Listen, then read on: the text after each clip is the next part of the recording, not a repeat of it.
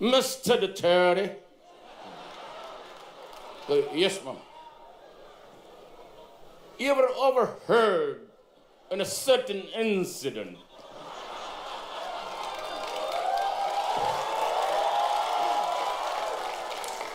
that you threatened a certain Alfredo Mendoza?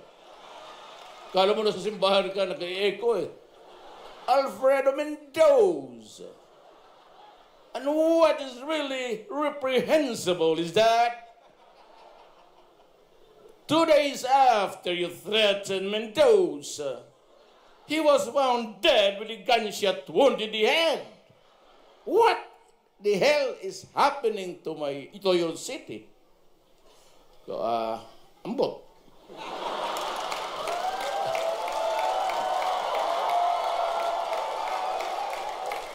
Ambot is, ewan ko, ambot sa langaw.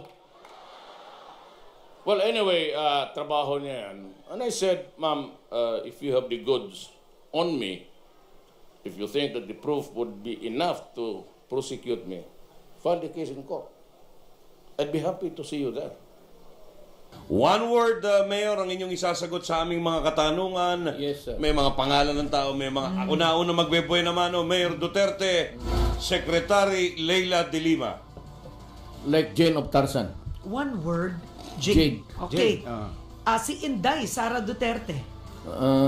Rebellious. Eta Rosales. Old age. Nasagot niya na yung kay GMA, no? So, yung susunod na. Okay. Davidson Bangayan ho, alias David Tan. Wanted in my list. Senator Bongbong Marcos. Good guy. Senator Alan Peter Cayetano. One word. Gentleman. Pope Francis. Near God. Mar Rojas. Near disaster. Prospero Nograles, sir. 2 words na yun. Retired. Paano? Near disaster? 2 words, near disaster. Bakit Mar Rojas near disaster? Mahilig na siya magpunta doon sa mga disaster. So, yun lang daw. Malapit. Senator Miriam. More than qualified. One word nga. Naging 3 words. Brilliant. Okay. Wait, teka. Cheese Escudero. Not so brilliant. One word. Okay. Well, friend. Okay. Pinoy. Friend. Pinoy. Friend. Si Pinoy, friend. Ito, Karen. Wait, teka. Grace po. Beautiful. Mayor, isa pa tanong ako. Karen Davila. Anak ng... Ano yun? Teka lang. I'm taking this personally. Ano ibig sabihin? One word. If only I did not bring my wife here. Walang ganun, sir. One word. Delicious. Teka lang. Alam mo, hindi ko alam kung maiinsulto ko, matatawa. Bakit ka ma-insulto? Delicious. Number 2 na Hindi naman smart. Ayaw niya eh. Ayaw niya ng smart eh. Ayaw niya. Sige, biro lang to, ha? Alam naman ng Pilipinas. Number 2 na. Alam ng Pilipinas, smart ka. Okay. Delicious. Ang paborito kong, sasagutin mo lang. Ang paborito kong almusal. Tosino. Crush ninyong artista na Pilipina. Wala akong alam. Kilalas ka na.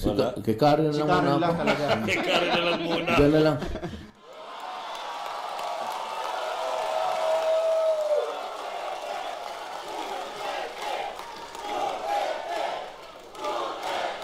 Duterte ka dyan. Puta, bantay na. Ako lang ho ang Bisaya na naging mayor sa Davao in the entire 78 years. Hindi na nanalo ang Bisaya doon. Kasi wala naman siyang ginawa, pwede mag-inom. Ito man naman taga Davao, hindi naman ito taga Davao. Tignan mo. Ba't ka nandito? Nag-hold up kayo?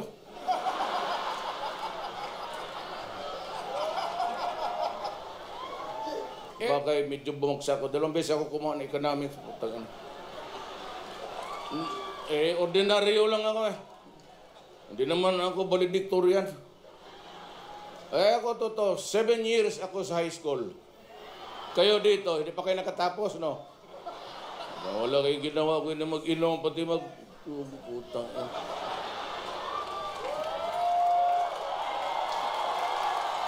So if you were going to retire, is what you're saying, Yes. which we can't seem to see yet. But if you're going to retire, what are you going to do next? Well, magtrabaho para makabili ako ng medyas. Yan, wala naman.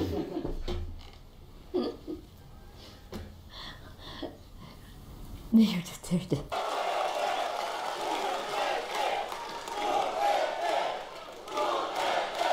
Your last thoughts? Well, I said, I love my country. Period.